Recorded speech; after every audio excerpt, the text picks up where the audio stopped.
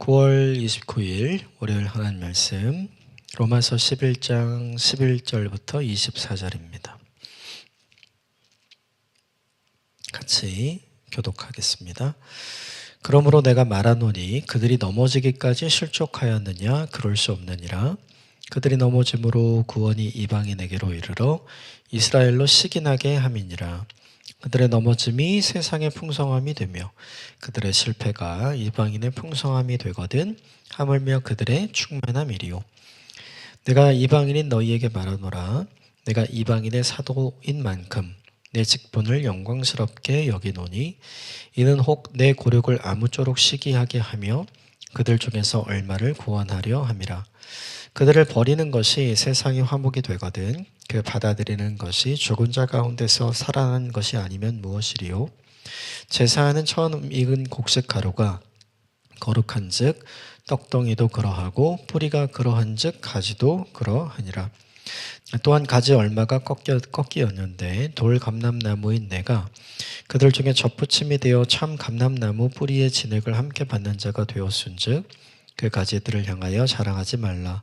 자랑할지라도 내가 뿌리를 보존하는 것이 아니요 뿌리가 너를 보존하는 것이니라. 그러면 내 말이 가지들이 꺾인 것은 나로 접붙임을 받게 하려 함이니라 하리니 옳도다. 그들은 믿지 아니함으로 꺾이고 너희는 믿음으로 섰느니라. 높은 마음을 품지 말고 도리어 두려워하라. 하나님이 원가지들도 아끼지 아니하셨은즉 너희도 아끼지 아니하시니라. 그러므로 하나님의 인자하심과 준엄하심을 보라. 넘어지는 자들에게는 준엄하심이 있으니 너희가 만일 하나님의 인자하심에 머물러 있으면 그 인자가 너희에게 있으리라. 그렇지 않으면 너희도 찍히는 바 되리라. 그들도 믿지 아니하는데 머무르지 아니하면 접붙임을 받으리니 이는 그들을 접붙이실 능력이 하나님께 있습니다. 내가 원 돌 감람나무에서 찍힘을 받고 본성을 거슬러 좋은 감람나무의 접붙임을 받았으니 원가지인 이 사람들이야 얼마나 더 자기 감람나무의 접붙이심을 받으랴. 아멘. 이것은 하나님의 말씀입니다. 주말에 로마서 10장 마지막 부분 그리고 11장 초반 부분이 등장을 하죠. 9장부터 11장까지 계속해서 사도 바울은 유대인의 구원에 관한 논증을 하고 그리고 간절한 바람과 기도를 하고 있죠.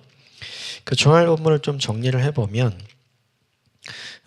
로마서 11장에 들어서 1절부터 10절까지의 내용은 이거예요. 하나님께서 이스라엘을 선택하셨습니다. 그런데 그 이스라엘이 하나님을 믿지 않습니다. 그 이스라엘이 이제 예수 그리스도의 십자가를 거부한 걸 이야기한 거죠. 그렇다면 하나님께서 이스라엘을 버린 것입니까? 이런 질문이 나오는 거죠. 하나님 이방인을 선택하고 이스라엘은 유기한 겁니까? 이런 질문. 그게 아닙니다. 사도 바울이 이렇게 얘기해요. 이스라엘이 하나님이 제시하신 구원의 방식인 예수 그리스도의 십자가를 거부한 것은 하나님이 그들을 버린 게 아니라 그들이 완악해진 겁니다. 이 이야기를 하죠. 이건 9장 초반부터 계속해서 설명해 왔던 거예요. 그러면 반대급부가 생겨요. 뭐냐 하면 원래 선택했던 이스라엘 사람들은 구원에 이르지 못하고 원래 아무것도 아니었던 이방인들이 이제 구원을 얻게 된 거죠. 그러면 이제는 누가 특별하게 생각할까요? 이제는 이방인들이 특별하게 생각을 하는 거죠. 이제는 유대인들이 자기들을 특별하게 생각했다면 이제는 이방인들이 자신들을 특별하게 생각하는 거죠. 오늘 본문은 그에 대한 반론에 대한 논증이 나옵니다. 자, 11절, 12절 같이 읽읍시다. 시작. 그러므로 내가 말하노니 그들이 넘어지기까지 실족하였느냐? 그럴 수 없느니라. 그들이 넘어짐으로 구원이 이방인에게 이르러 이스라엘로 시기나게 함이니라. 그들의 넘어짐이 세상의 풍성함이 되며 그들의 실패가 이방인의 풍성함이 되거든 하물며 그들의 충만함이요. 본문에 그들이라고 되어 있는 건 유대인들, 이스라엘이라고 보면 돼요. 그럼 이스라엘 백성들이 넘어짐으로 구원이 누구에게 이르렀대요? 이방인에게 이르렀대요. 즉 이스라엘 백성들의 실패가 이방인들의 성공으로 바뀌게 된 거죠. 이 넘어짐이라고 하는 표현은 구체적으로 보면 이제 불신앙이죠. 그죠? 마음이 완악하게 된 거. 그러면 마음이 완악하게 해서 끝난 거냐, 망한 거냐? 그렇지 않다는 거죠. 유대인의 겁으로 이방인에게 구원이 임했다면, 그러면 본래 유대인들은 하나님께서 샘플로 만드시기 위해 선택하신 사람들이잖아요. 그러니까 그들의 구원은 얼마나 더 쉽겠니? 얼마나 더 당연하겠니? 이걸 얘기하고 싶은 거예요. 그러면서 11절 하반절에 이렇게 얘기합니다. 구원이 이방인들에게 이르러 이스라엘로 시기나게 함이니라. 우리가 받았던 은혜의 특권이라고 생각했던 그게 저 사람들이 받게 된 거고 우리는 없는 거잖아요. 그러니까 그것을 시기나게 해서 이들도 나도 저걸 받아야 되겠다. 나도 저걸 얻어야 되겠다. 라고 생각하는 사람으로 그들을 만들어 가실 거다. 요 이야기 하는 거예요. 그래서 12절에 그들의 넘어짐이 세상의 풍성함이 되며 그들이 복음을 받아들이지 않으므로, 그죠? 세상이 복음을 받아들이게 됐죠. 그런데 이게 그들의 실패인 것처럼 보였죠. 사람들에게는. 근데 그게 아니다. 이들의 실수가 이방인의 풍성함이 되었던 것처럼 그들의 실패가 아니라 이방인의 풍성함을 통해 그들로 하여금 마음을 바꾸실 것이다. 우리도 저거 얻어야 돼. 우리도 저거 받아야 돼. 이런 생각하는 사람들로 바뀌게 될 거야. 그러면서 이렇게 얘기하죠. 이방인의 풍성함이 되었는데 하물며 그들의 충만함이요. 그들이 마음을 바꾸면, 오늘 본문 속에 그들로 시기나게 되면, 그 마음이 있으면 그들이 얼마나 빨리 돌아오겠느냐, 그들이 얼마나 충만하게 이 은혜를 받게 되겠느냐, 이 이야기를 하는 거죠. 결국 이건 하나님이 이스라엘을, 유대인을 버린 게 아니다. 그거 얘기하고 싶은 거예요. 자, 13절부터 16절까지 같이 읽읍시다. 시작. 내가 이방인인 너희에게 말하노라. 내가 이방인의 사도인 만큼 내 직분을 영광스럽게 여기노니 이는 혹 내 고륙을 아무쪼록 시기하게 하여 그들 중에서 얼마를 구원하려 함이라. 그들을 버리는 것이 세상의 화목이 되거든 그 받아들이는 것이 죽은 자 가운데서 살아나는 것이 아니면 무엇이리요? 제사하는 처음 익은 곡식 가루가 거룩한 즉 떡덩이도 그러하고 그 뿌리가 거룩한 즉 가지도 그러하니라. 이방인의 사도로 누굴 세워요? 유대인을 세웠죠. 그래서 원래 생각해 보면 하나님이 유대인을 버린 거라면 이방인의 사도로 이방인을 세우는 게 맞죠. 그냥 버리지 않은 거예요. 그러니까 유대인인 사도 바울이 이방인에도 복음을 전하면서 이 사람들도 복음을 받아들이네. 그러면 자연스럽게 유대인들도 복음을 받아들일 수 있지. 유대인에게 복음을 전하는 사람이 되는 거죠. 결국 그들을 버리는 것이 세상의 화목이 되었다.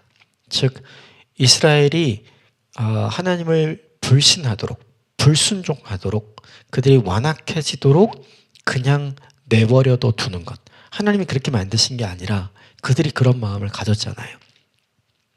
계속 논증했죠. 출애굽 사건을 경험하면서 금송아지 만들 때 돌아온 사람들은 다 살았지만 돌아오지 않고 그 마음을 완악하게 했던 사람은 다 심판과 징계의 대상이 됐죠. 이사야와 호세아가 일러주는 말씀이죠. 원래 내 백성 아닌 사람들이 내 백성이 됐고 내 백성은 내 백성 아닌 자들이 됐죠. 모든 이스라엘 백성이 구원 얻은 게 아니라 남은 소수, 돌아온 자, 믿음을 지키고 있었던 그들만 구원을 얻게 된 것. 그거 모두 다 하나님이 작정하고 계획해서 그렇게 만든 게 아니죠.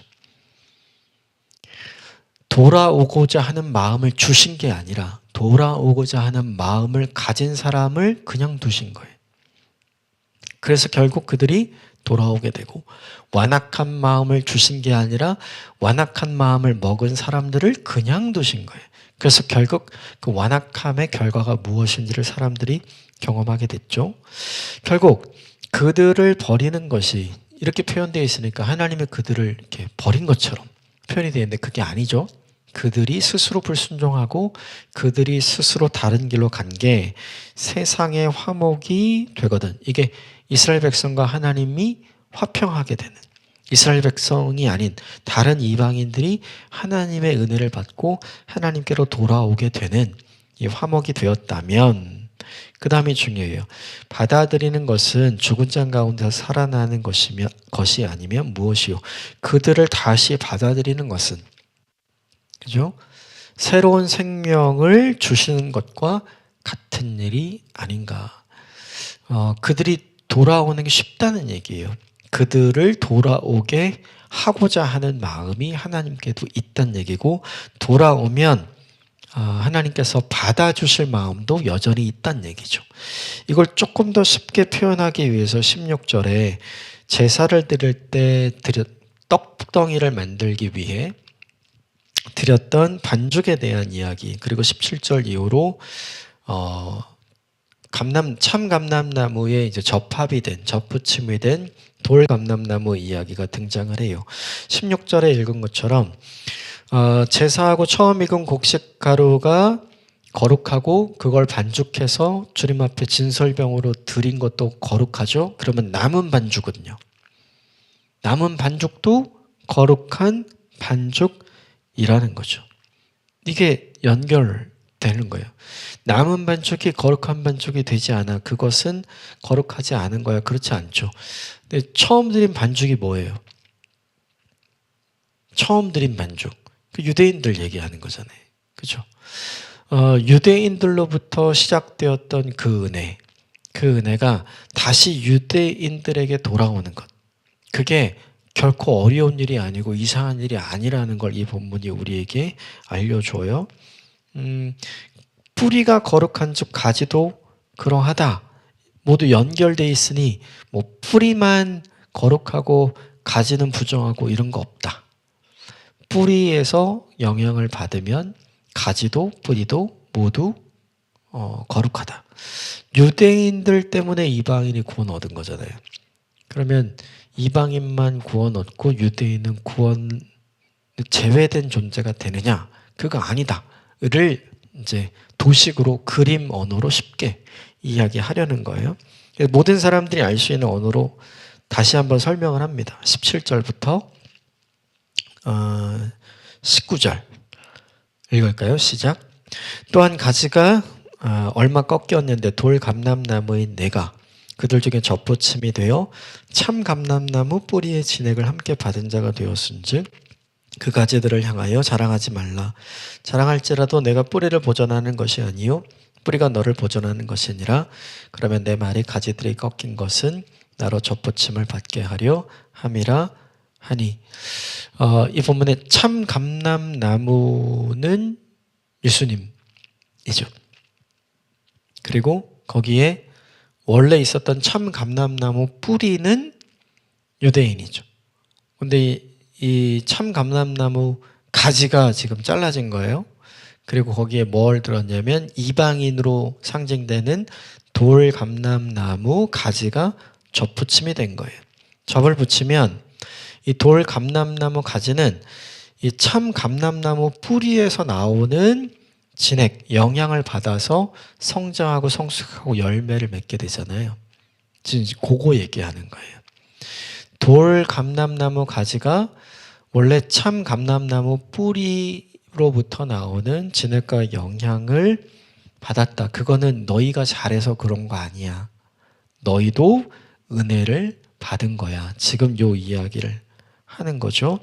너희가 이렇게 잘 접붙임을 받았다면 원래 가지를 다시 접붙이면 그 가지는 너희보다 훨씬 더 잘 살아나겠지. 너희보다 훨씬 더 좋은 열매를 맺겠지. 원래 참 감람나무 그건 가지니까요.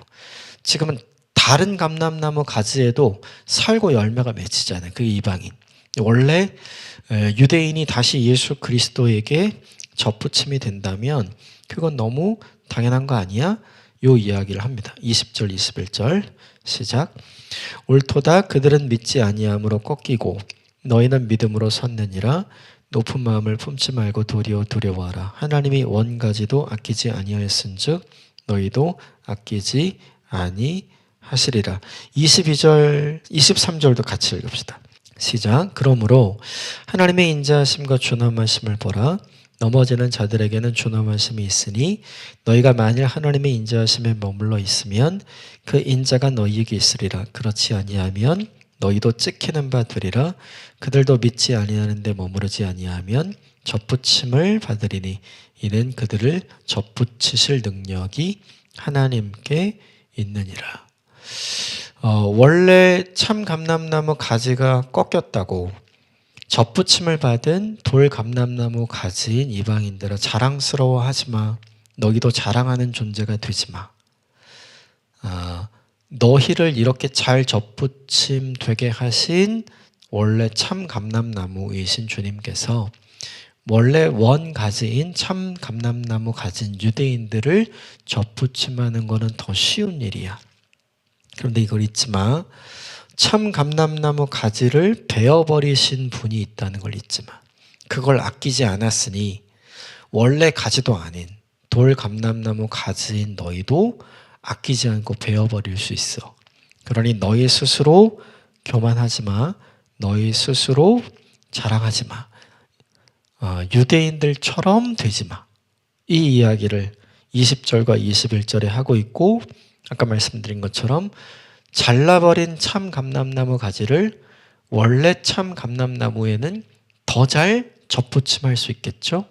그 능력이 누구에게 있다 얘기하냐면 하나님께 있다, 이렇게 이야기를 하죠. 왜 이걸 강조할까요? 이방인들도 유대인들과 똑같은 전철을 밟지 않게 하기 위해서죠. 네. 은혜로 구원 얻었는데, 그죠? 선물로 받은 것인데 내가 뭔가를 해서 얻은 것처럼 여기는 사람들이 되지 말라. 이걸 강조하는 거예요. 자, 마지막 24절 같이 읽읍시다. 시작. 내가 원 돌 감람나무에 찍힘받고 본성을 거슬러 좋은 감람나무에 접붙임을 받았으니 원 가진 이 사람들이야 얼마나 더 자기 감람나무에 접붙이심을 받으랴.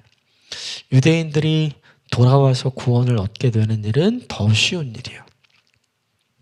지금 이 이야기를 하고 있는 거죠. 이 본문 전체의 내용을 보면서 우리들 적용할 수 있는 거 두 가지인 것 같아요. 뭐냐면 유대인의 실패가 이방인의 성공이 되었는데 유대인의 실패로 끝나느냐, 그게 아니라 이방인의 성공을 통해 유대인들의 마음을 바꾸고 우리도 저렇게 되어야 되겠다라는 마음을 이들로 하여금 갖게 하신다. 이게 뭐냐 하면 11절과 12절에 등장하는 사도 바울의 설명인 거죠. 그러니까 사도 바울이 이방인들이 볼 때 유대인들은 실패처럼 보이잖아요. 근데 그거는 이제 실패가 아니라 유대인의 실수죠. 유대인의 실수를 하나님은 유대인의 실패로 만드느냐? 그렇지 않죠. 유대인의 실수를 하나님께서는 역전시키고 반전시켜 주셔서 이방인을 통해 오히려 그들이 예수 그리스도의 십자가를 받아들일 수 있는, 그래서 더욱더 강력하고 더욱더 쉽게 접붙임을 받은 원래 참 감람나무의 가지가 될 수 있는 그 일을 하나님께서 하실 것이다 라고 이야기를 하죠. 이게 되게 중요해요. 누군가의 실수를 누군가의 실패로 만들지 않으신 하나님. 하나님의 계획이 있는 거죠. 그럼 중요한 게 그 실수는 언제 시점의 실수일까요? 지금 현재 시점이죠. 그 실패로 만들지 않는 건 언제 시점일까요? 앞으로 미래 시점이죠. 근데 이 시점은 우리가 알지 못해요. 우리가 아는 건 현재 시점만이죠. 그러므로 우리가 섣불리 생각하고 판단하지 말아야 될 게 있다면 현재의 실수를 나중에 실패로 여기지 않는 거예요. 왜냐하면 하나님이 반전을 시키고 하나님이 역전을 시키잖아요. 현재의 어려움이 나중에의 어려움이 될 거다 생각하지 않는 거죠. 현재의 모습이 나중 모습이 될 거다 생각하지 않는 거예요. 왜냐하면 거기엔 이걸 반전시키고 역전시키는 하나님의 은혜가 있기 때문이죠. 그건 하나님의 시점에서는 볼 수 있지만 지금 현재 우리 시점에서는 모르는 거거든요. 그래서 섣부르게 결론을 내면 안 돼요. 이게 우리에게 적용할 거죠. 긍정적으로 적용한다면 현재 나의 실패를 내일의 실패로 여길 필요가 없어요. 하나님의 반전과 하나님의 역전의 은혜는 언제 우리에게 임할지 모르니까요. 반대도 있겠죠. 현재의 성공이 내일의 성공이라고 교만하고 자만할 필요도 없어요. 언제 어떻게 바뀔지 우리가 잘 모르기 때문에. 결국 중요한 건 오늘 우리의 시점에서 우리는 최선을 다해서 살아가는 게 중요하다. 이게 첫 번째로 우리가 적용해야 될 거라면, 또 하나는 이거죠. 지금 너무나 간절하게 오늘 사도 바울이 누구의 구원을 위해 기도하고 있어요? 유대인들의 구원을 위해 기도하고 있죠. 너무나 간절하게. 그리고 설명하고 있어요. 그들의 구원은 우리가 생각하는 것보다 훨씬 더 쉬울 거야. 이방인들아, 너희가 얻은 구원 자랑하지 마. 저들도 그렇게 될 날이 있을 거야 라고 간절히 기도하고 설명하면서 이야기를 하죠. 이 본문에서 우리가 또 한 가지 적용해야 할 것이 있다면 이것이죠. 사도 바울처럼 우리도 누군가를 향해, 누군가의 돌이킴과 누군가의 구원을 위해서 이렇게 열심을 가지고 설명하고 기도하면서 멈추지 않고 시도하고 있는가? 이 본문을 잘 생각해야 돼요. 이 본문 속의 내용은 사실은 누구를 위해서 쓰는 거냐면 로마 교회에 있는 이방인 성도들을 위해서 쓰는 거죠. 그런데 로마 교회에 있는 이방인 성도들을 향해서 너희 교만하지 마라고 쓰면서 하나님께서 유대인들을 다시 회복하시고 구원하실 거야 라는 이야기를 해주잖아요. 그러면 이 본문을 보는 이방인들의 입장에서는, 그죠? 뭐가 생겨요? 유대인을 향한 마음, 유대인에게 선교해야 되겠다는 마음. 그런데 구약 전체 역사를 통해서 또 복음서의 교회가 세워지기 전까지 유대인이 이방인에게 선교한 적이 있어요? 없습니다. 그런데 이 사건은 이방인으로 하여금 유대인들에게도 선교해야 되겠다는 마음을 갖게 만드는 본문인 거죠. 여러분, 이게 되게 중요해요. 아까 이 본문을 설명하면서도 함께 이야기했고 지난주 금요일에도 함께 이야기했지만 하나님은 유대인의 하나님만 되시기 원하시는 게 아니에요. 하나님은 모두의 하나님이 되시기를 원하시는 거잖아요. 이방인의 입장에서 보면, 그렇죠? 야, 유대인들은 제외됐고 우리는 하나님의 은혜를 얻고 구원을 얻었어. 이것으로 좋게. 쟤네들이 우리에게 어떻게 했는데.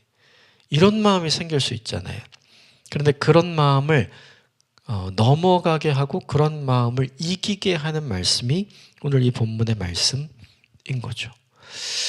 타인을 향해, 그리고 아직 예수 그리스도의 십자가 구속의 은혜를 입으로 시인하고 마음으로 믿지 않고 있는 사람들을 향해 우리가 어떤 마음을 가져야 되는가를 보여주는 거죠.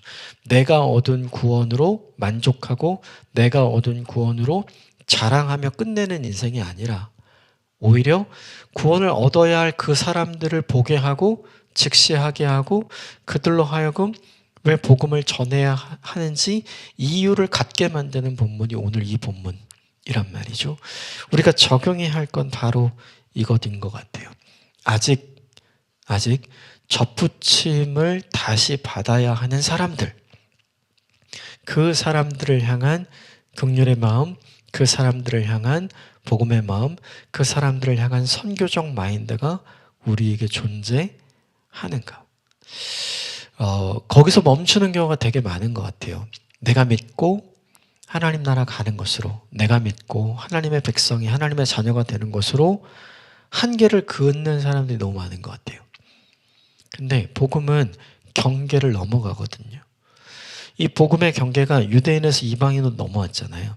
근데 지금 사도 바울은 뭘 얘기하냐면 다시 이방인에서 유대인으로 넘어가는 걸 얘기하고 있죠. 우리도 마찬가지예요. 나의 구원을 넘어서는 구원관. 내가 받은 것에 만족하지 않고 그 누구도 받았으면 하는 복음에 비친 마음, 그걸 이 본문을 통해 이방인 그리스도인들이 갖게 되는 거죠. 저 여러분이 이 마음을 가지고 오늘 하루를 살았으면 좋겠어요. 우리가 직접 가지는 못하잖아요. 그러므로 오늘 하루 했으면 좋겠는 게 이미 가서 그 일을 하고 계시는 선교사님들을 위한 기도, 그 사역을 위한 기도를 우리가 했으면 좋겠어요. 돌아와야 할 사람들이 저거 자신들이 돌아오지 않기로 했는데 뭐 거기서 멈추지 말고 사도 바울처럼 안타까운 마음을 가지고 그들을 위해 중보하고 설명하면서 어떻게 하든지 그들을 돌아오게 하려는 이 마음, 이 마음을 가진 선교사의 마음을 가진 이 사람으로 오늘 하루를 살면 좋겠다, 이 생각을 합니다. 그럼 오늘 하루를 살아가시면서 여러분 사역하는데 기도하고 돕고 있는 선교사님들 계시잖아요. 그분들과 그 사역지를 위해서 간절한 마음으로 기도해 주시는 것으로 또 하나의 적용을 하며 살았으면 좋겠습니다. 함께 기도하겠습니다.